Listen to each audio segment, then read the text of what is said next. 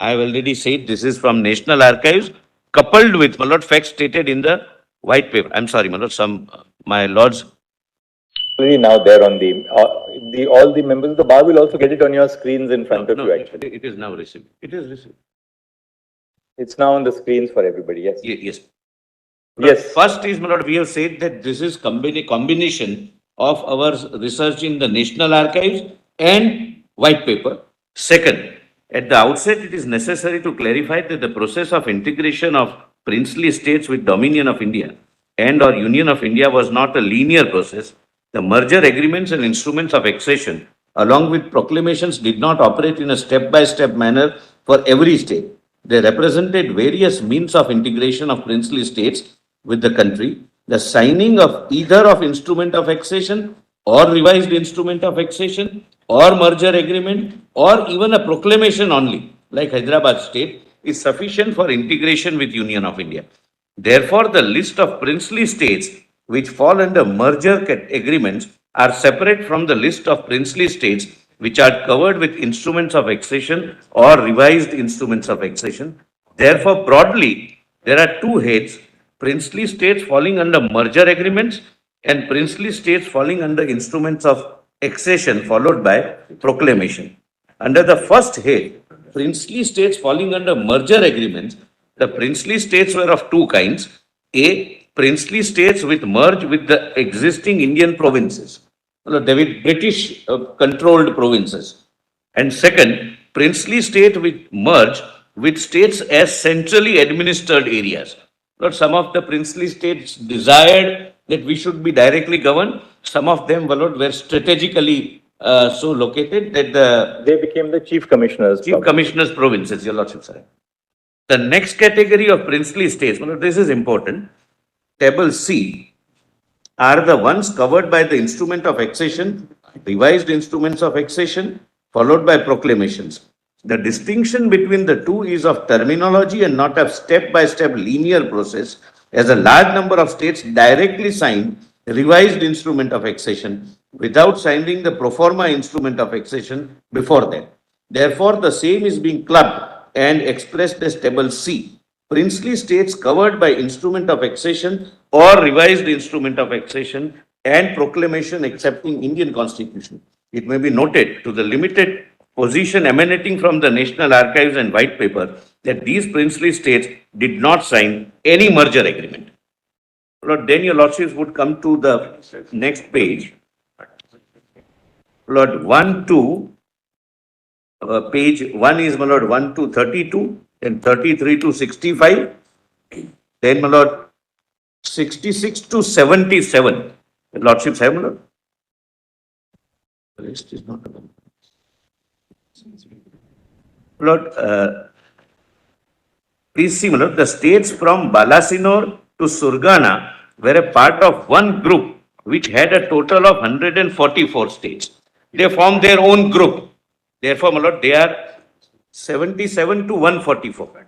Then, my lord, total comes to 204. So, we have started with 205. It goes up to 216. Then, provincially merged Khasi states. Khasi states were essentially in the northeast, and, my lord, they are 241. Total, my lord, are 241. Then, if your lordship turns the page, this is table B. Princely states which were merged with states as centrally administered areas. Then, my lord, we have started with 242. It goes up to 302. We need not, my lord, read the names. These were, my lord, the states which were centrally notified areas. Now, my lords, may kindly come to para 7 at the foot. It is to be noted that the above agreements were signed by the Secretary, Department of States, Government of India. On signing of these merger agreements, orders under the relevant provisions of the Government of India Act were issued, giving legal force to these agreements. Then, my lord, table C.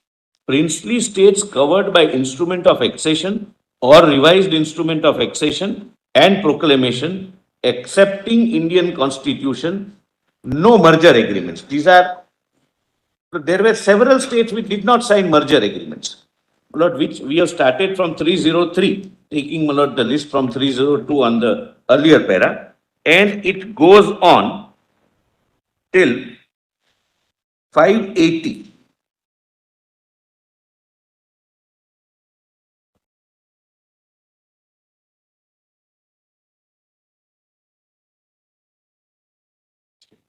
So it is 555 plus 24 because Khasi states are separately dealt with even in the white paper. Therefore, my lord, this is the total figure which became a part of Union of India when Article 1 came into force.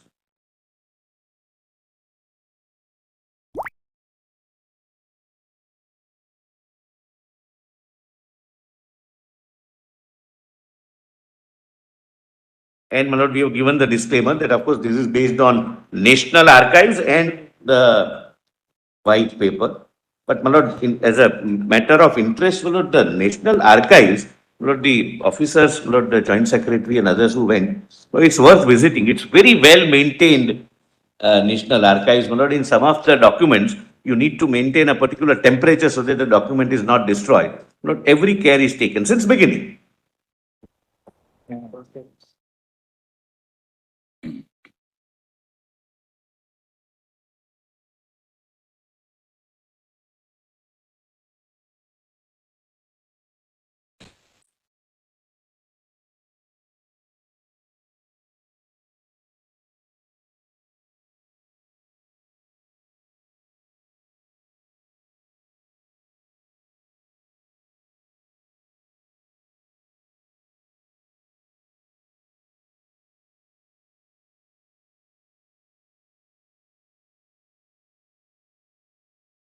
As an interest also, your lordships may not consider once visiting it, not for this matter, but there are several historical documents, several films not, my lord, as we understand, my lord, that some of the documents are filmed and they are preserved. Some of the speeches of our national leaders, my lord, whichever could be videographed in those days, are very well preserved. There are several maps and many, my lord, matters of historical interest. But the beauty is that since the beginning of the country, it has been preserved well. Yes. My lord, I was at page 47, my lord. And whatever is irrelevant, your lordships may, my lord, take it from me. Again, I have, my lord, diluted and I will not take much time, my lord. Whatever may be relevant to be put here as a completion of chronology, I have put it, I will not read it, my lord. Page 47, my lord. Now, my lord, this is after India attains independence and the constitution is adopted. My lord, constitution is adopted, my lord, we are aware, my lord, 26th of January, 49.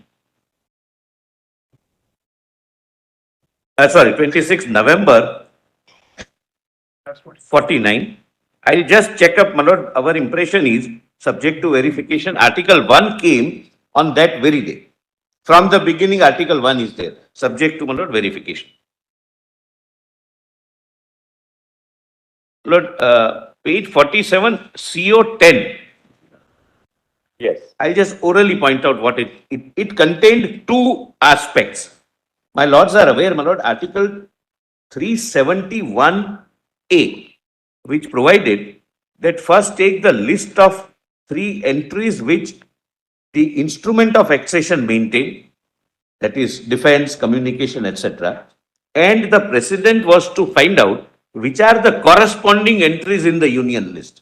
Because defense can have 5 corresponding entries, communication can have wireless, telephone, etc. 5. So, my lord, first act, my lord, which I have mentioned is that, my lord, with which your lordships may directly not be concerned, just by way of, my lord, an example that the Honorable President, by this first CO, identified the entries. That these entries would fall within those 3 broad subjects which the ruler has given under the instrument of accession. Then it is exercise of powers under 371D and applying these provisions of the Constitution of India. Your lordships would find, I'm not reading union, relations between union and states, but all were applied with modifications. As Article 370 or itself, Lord, points out, for example, amendment of the Constitution. 368 was applied, but with a provision in sub-article 6 that any amendment made in the Indian Constitution would not ipso facto apply to the Jammu and Kashmir You state follow the Article 370 route. unless, yes, unless applied through Article 37. So, my lord, in that fashion, Lord, the second part of this CO 10 is, The my lord, first part was with consultation, the second part was with concurrence. with my lord, concurrence. Concurrence, my lord, consultation is only qua. Is slight. As far as 368 is concerned, the constitution can be amended in terms of that article by the parliament and so forth. Now, as far as proviso to 368, it says that the legislative assembly can then adopt or with concurrence, then it will apply over. Whereas D requires concurrence. Concurrence probably will be prior concurrence. My lord, that would be so. Because when we are talking about constitution as it exists, 371D refers to the constitution as it was originally enacted. Yeah. 368 refers to the amendments to thereafter. So there is a slight difference between the two. Yes, my lord. So whatever amendment is made in any part of the Constitution would not apply unless it is so applied either fully or with modification and exception under 371D route. It will be 371D route or 368 route. No, it would be 371D route. So I'll tell you, Lordship, why. Lord, suppose the Indian Parliament amends, Some audio ways.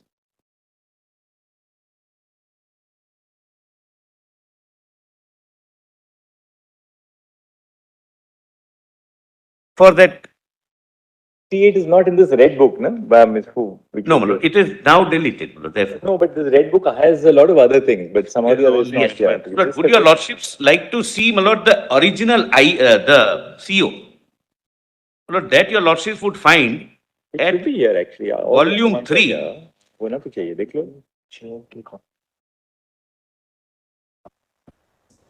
उसमें.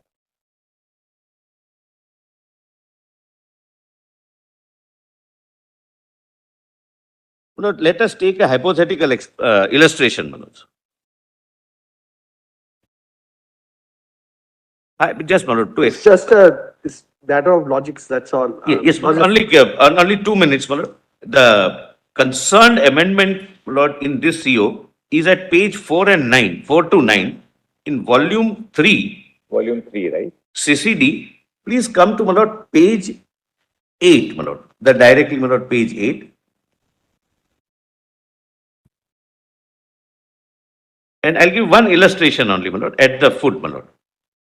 Your lordships have, my lord, 360, my lord, part 12, part Roman 12.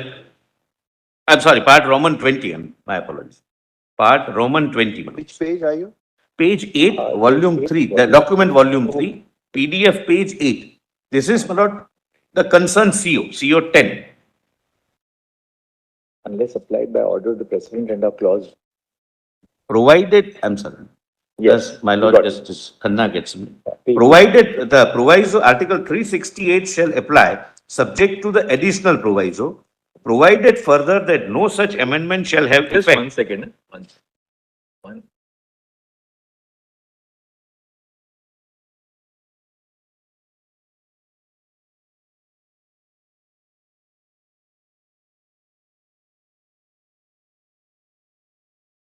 This talks back to article. Yes, my lord, I'll just give an illustration. It says.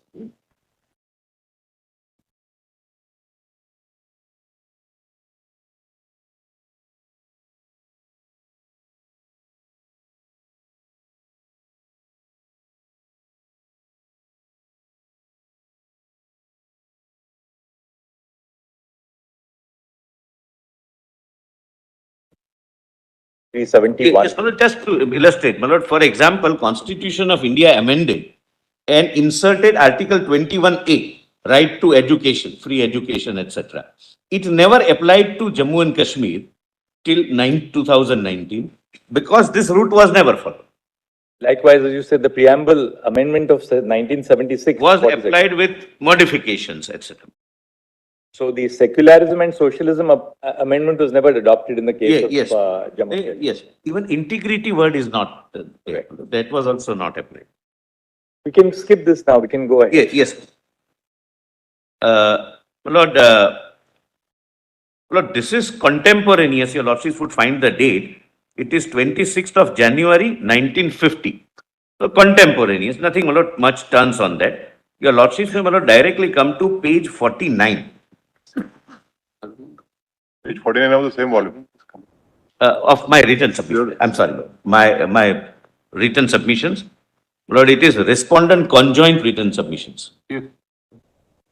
Written submission, volume 3. My lord.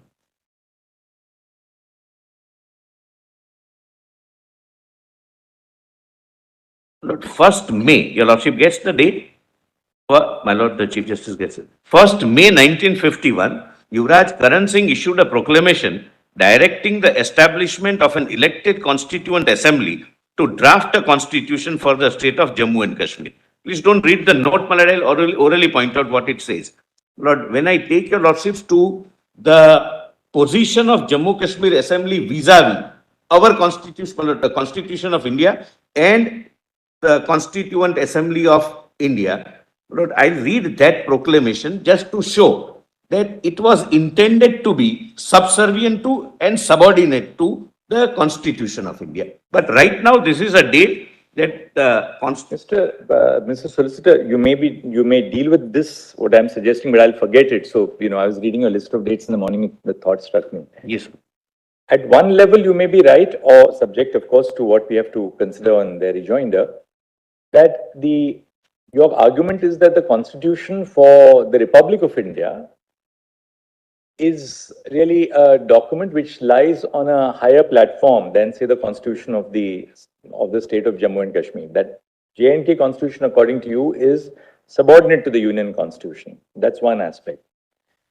The second aspect, which you have tried to make out in your note, which we may elaborate it upon it later, which is your contention that, look, the Constituent Assembly of J&K was in the nature of a legislative assembly and not a constituent assembly.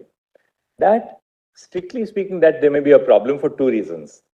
That's not how Article 372, bracket 2 refers to it. It refers to it as a constituent assembly of the state. Correct. But more important, once Article 238 made certain provisions of the Constitution inapplicable to the Part 3 states, and particularly the state of Jammu and Kashmir, including executive, legislature, judiciary, which would be brought into force by the Constituent Assembly framing a constitution for the state of Jammu and Kashmir, then it may be very difficult to call it a purely just a legislative assembly.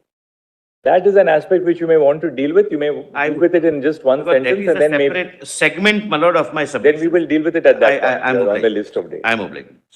My Lord, rest of the 3 dates your Lordships can, my Lord, ignore. Kindly come to page, not ignore, my Lord, skip. Sorry, my Lord.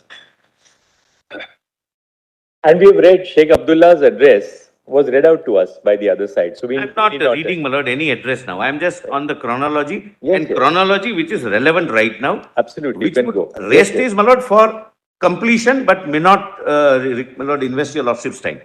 Then, my Lord, Constituent Assembly is created.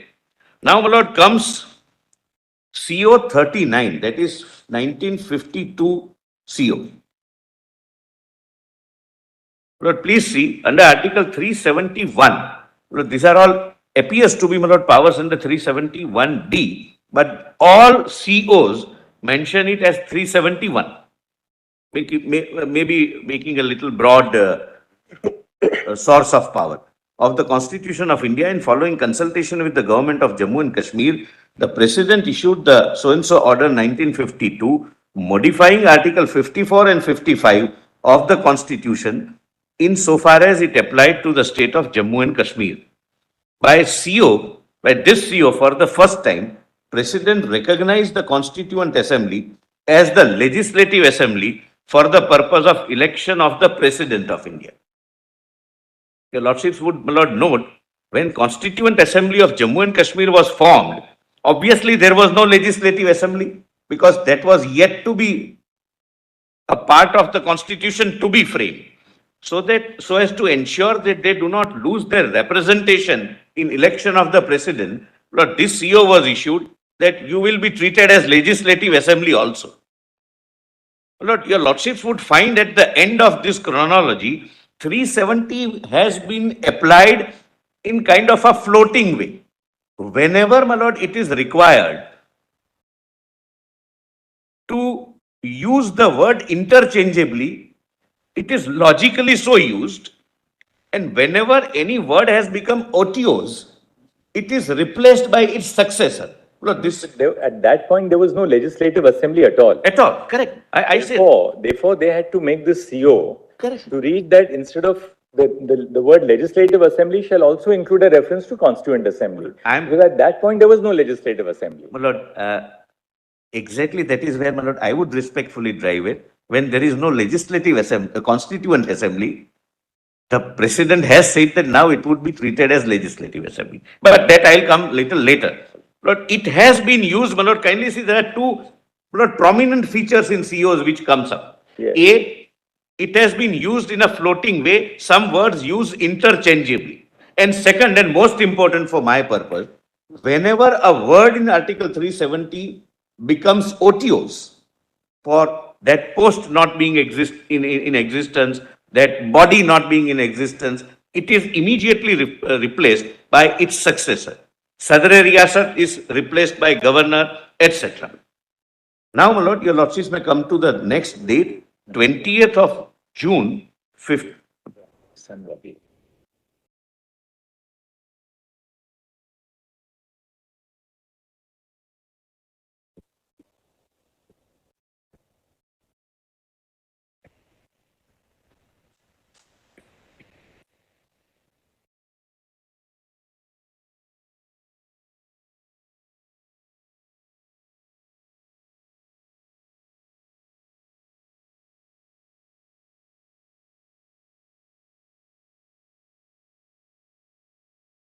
There was a letter, my Lord, referred to by Mr. Gopal Shankar Narayan, where Dr. Rajendra Prasad, the then Honorable President of India, writes to the Prime Minister, Honorable Prime Minister Nehruji, that this can be used only once, etc. That is being used, that can be used, my Lord, in buttressing the arguments which I am also advancing. But we also got, my Lord, the response of the Honorable Prime Minister. I'll put it, my Lord, when that fact comes, my Lord. And thereafter, the same Honorable President issued, my Lord, order under 370 sub Article 3 also. So, my Lord, literally, actions speaks louder than words. That was, my Lord, the understanding, but the understanding was that it is so drastic a provision that use it only once. It's an self-extinguishing provision. That's my Lord, the tenor of that later. My Lord, while the Constituent Assembly of Jammu and Kashmir was in session, Lok Sabha also continued its session.